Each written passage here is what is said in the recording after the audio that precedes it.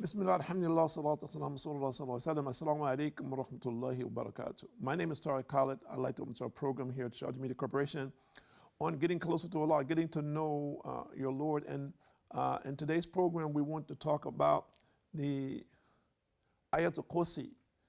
This is the most powerful, and Allah knows best, ayat or verse of the Quran.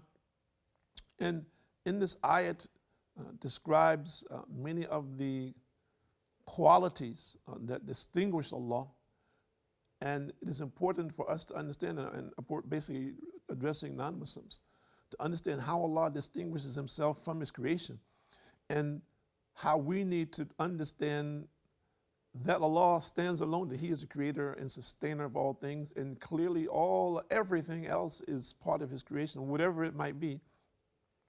And that means all that men have done since the beginning of time to the end of time, if you put it all together, that this is not even like a bubble in the sea compared to the knowledge of Allah subhanahu wa ta'ala.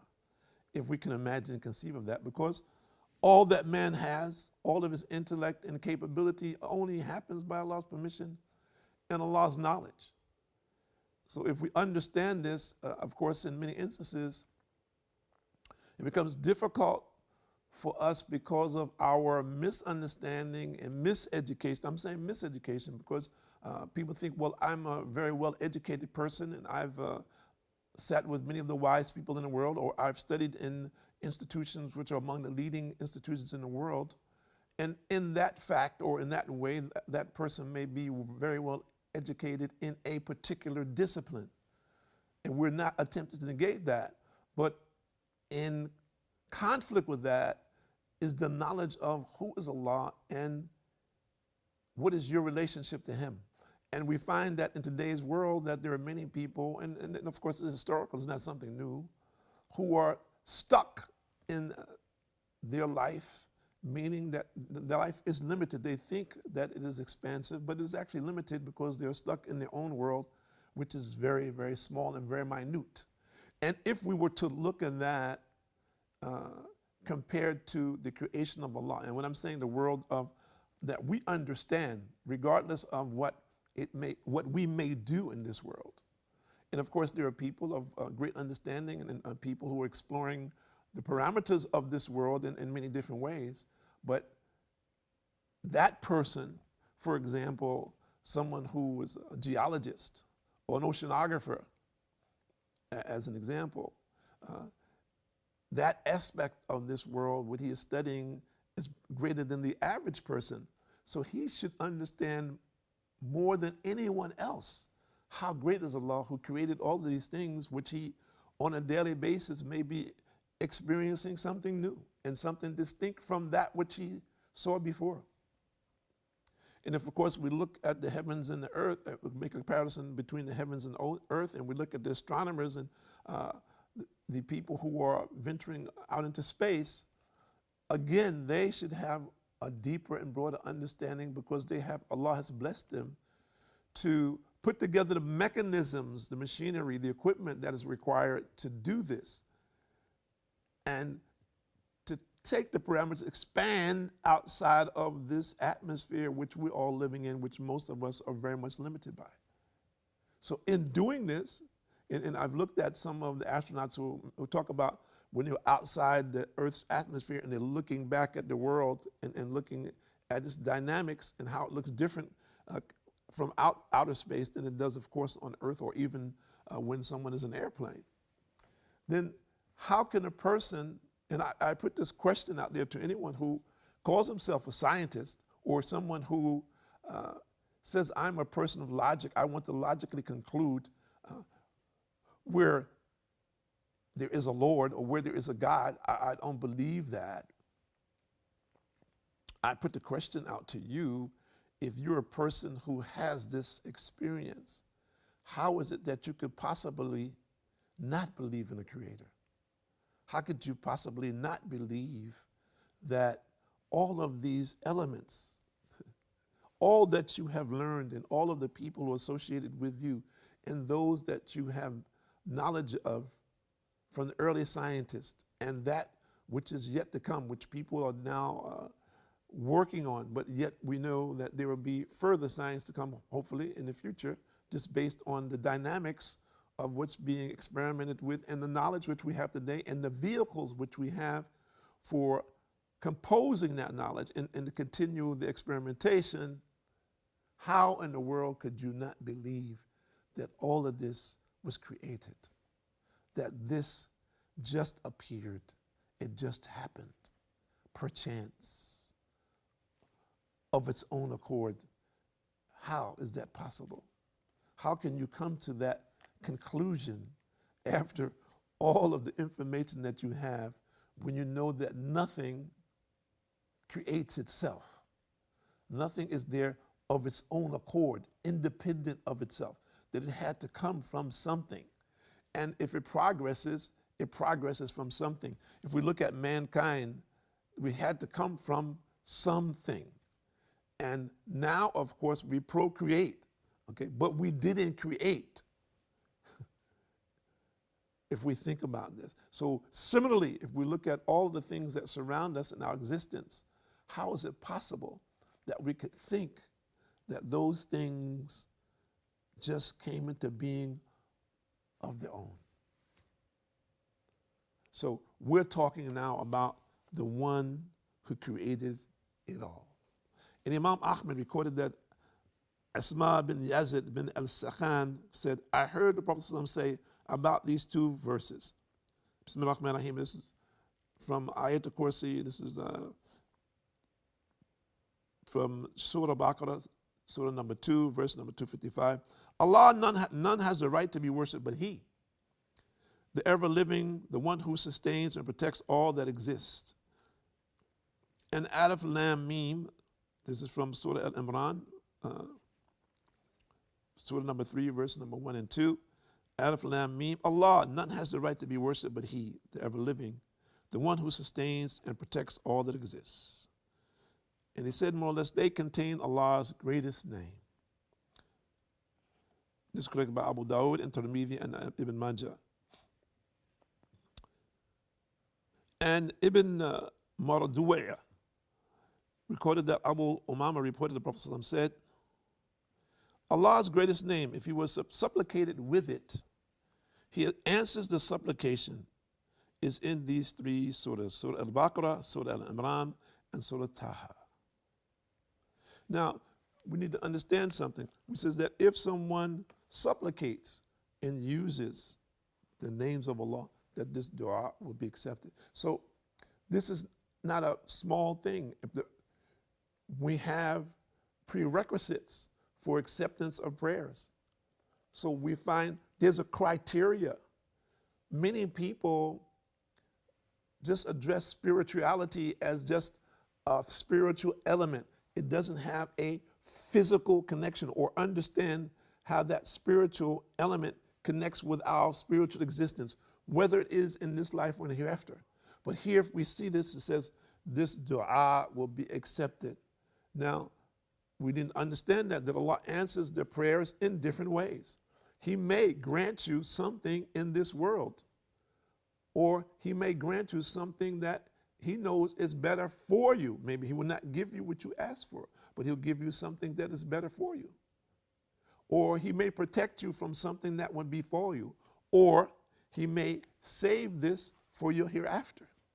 So for the believer, we did understand this and again put it into context with who we're worshiping, that Allah for the believer always wishes him good. And the person who's supplicating should believe, as long as he's obeying the commands of Allah, should always believe that his supplication is being answered in some way. Even if he doesn't see the evidence of it in the way that he wants. For example, a person said, Ya Allah, give me $1 billion. Ya Allah, you know my situation is not good. Ya Allah, help me, give me $1 billion and make that $1 billion a good thing for me. Maybe Allah will never give you the $1 billion. Because He knows that if you had $1 billion, that may make you a very bad person, that eventually it will turn you around. Or, for example, $1 billion, maybe people will do bad things to you because they found out that you had this money. As an example. So as a result of that, Allah will not give you the $1 billion. So you say, well, you know, Allah didn't answer my prayers, so my condition my economic condition is the same. It has not changed. But we should not believe that it is not possible. It is easy for Allah. What is $1 billion? To us, of course, $1 billion is a lot of money. To Allah, it is nothing. Remember, He is the holder of all the things in the heavens and earth. What is $1 billion? It's nothing. Again, it's like a grain of sand in the desert to Allah. So we need to understand that dynamic, and this is what we're trying to do, is put our relationship in its proper perspective. Understand is who are we and who is our Creator? And what is He saying? Who is He saying that He is? And Allah says this in this Ayat al-Kursi. This is Ayat 255, Surah Baqarah, Surah number 2. Bismillah ar-Rahman ar-Rahim. Allah, none has the right to be worshipped but Him, the ever-living, the one who sustains and protects all that exists. While in Surah Taha it is in, and all faces shall be humbled. This is Surah Taha, I'm sorry. And all faces shall be humbled before Allah, the ever-living, the one who sustains and protects all that exists. So here, let's read what explanation of this. Allah, none has the right to be worshipped but He. It mentions that Allah is the one and only Lord of all creations. That He is the only one to be worshipped.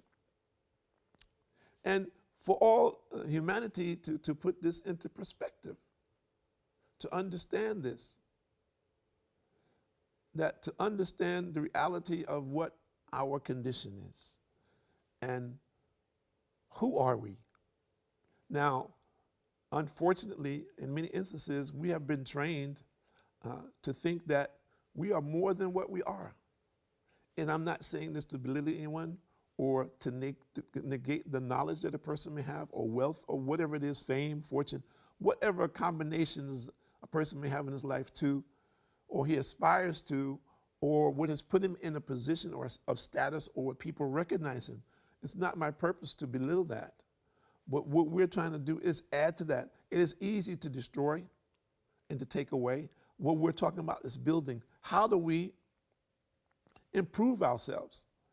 A person who has all of the things, for example, it is a very huge test. People think, well, the test of a poor man is very distinct and very difficult. Sure, without question it is. And people say, well, the guy who's rich, everything is easy for him. But that is not the case either. He has a test in a different context. But the thing is, he needs to understand that test. Will he still humble himself to his Lord, or will allow himself to be influenced by people, society, and Satan to begin to become inflated with himself? And this is a test for him, isn't it? And it's very easy to go astray. So we're looking for that middle point. We're looking for that central point in our life for all people, so that all of us can have that middle ground and that we can have this reality. And that reality comes from what? Worshiping Allah as He has decreed. And Allah says here, none has the right to be worshipped but Allah. We need to understand that. And there are human beings, and I've seen this, who have other people literally kissing their feet and worship, and this is a form of worship, and worshiping them. And they thrive on this, and this is very dangerous for that person and, of course, the worshiper. This will send him to the hellfire. Again, the people have been misled, misdirected by Satan. Allah has allowed them to have a certain amount of limited knowledge. They have used that limited knowledge to exploit other people. And as a result of that, the people in their ignorance believe in the power of this man or this woman. And that man or woman particularly keeps these people, generally speaking, segregated, okay, among people of like minds. So they don't have, and they've been told to not expose themselves or to listen to or to learn or to read anything other than what is prescribed for them by these ignorant people. And unfortunately, this is a global phenomenon. That with all of the devices that we have today, that of course you have people who speak multiple languages and come from cultures where other people had no concept or knew they ever existed before, and now they have followers around the world who are following this darkness. So our intention is to show the light for whoever chooses the light, and to see, and the most important point, the central point, is to know who is your Lord, to worship him only. Do not make this error. And this is for every single human being and jinn. Do not make this mistake. Worship anything or anyone other than the one and only God. Begin there, wherever it is that where you may be in this world, or whatever your status may be in this world.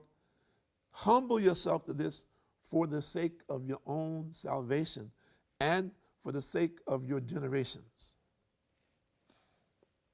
And then the law says, Al-Hayyul Qayyum testifies that Allah is the ever-living who never dies, who sustains everyone and everything. All creation stands in need of Allah and totally relies on him, while he is the most rich, who stands in need of nothing created.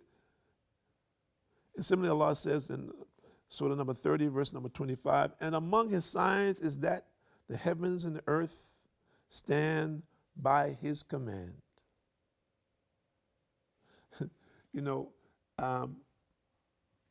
If we think about it, we never imagine that the sky could be broken.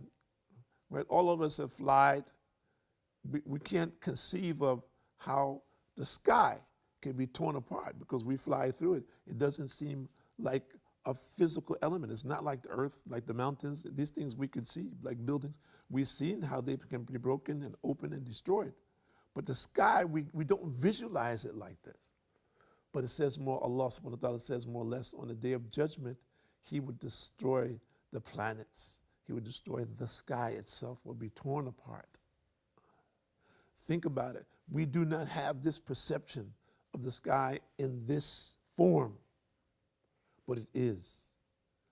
And the one who created it is telling us that all of these things are just simply his creation, and they're in the form and in a format which he designated. And they continue in this methodology until he decides that that will be changed. And the true person of knowledge and sincerity is the one who is aware and conscious that there will be an end. And he is spending his time today preparing for that end. He understands that the end is coming at some point in time which we cannot know, meaning the beginning of that is the end of this life for us. So take time out today to spend time to get closer to your Lord for the sake of your own soul, for your individual salvation, and for the salvation of your family and your people and the whole world. My name is Tariq Khalid. I'd like to thank you for joining us here at Sharjah Media Corporation on getting closer to Allah, getting to know your Lord. And of course, this is essential for us for our eternal salvation. Assalamu alaikum wa rahmatullahi wa barakatuh.